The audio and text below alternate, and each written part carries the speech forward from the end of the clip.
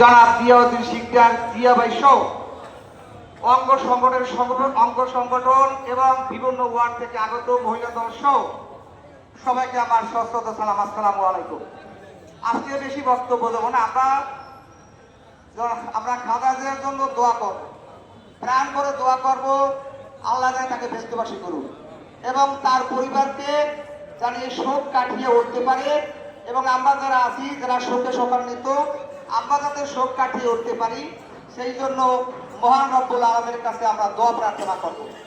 আপনারা জানেন খালেদা জিয়া এমন একজন ব্যক্তি ছিলেন, তার জানা যায় তার প্রমাণ।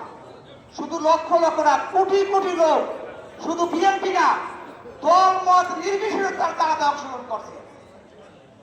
আজকে প্রমাণ করে দিয়েছে জনাব খালেদা জিয়া যে সে গণতান্ত্রিক নেত্রী, আদর্শবান নেত্রী।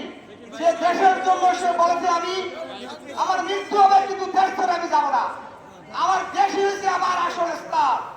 অতএব সেটা আমরা প্রমাণ করে দিয়েছে জনাব খালেদা জিয়া। আমরা তার জন্য দোয়া করবো, প্রাণ ভরে আল্লাহ তাকে ব্যস্তবাসী করুক। সবাইকে ধন্যবাদ, আসসালামু আলাইকুম।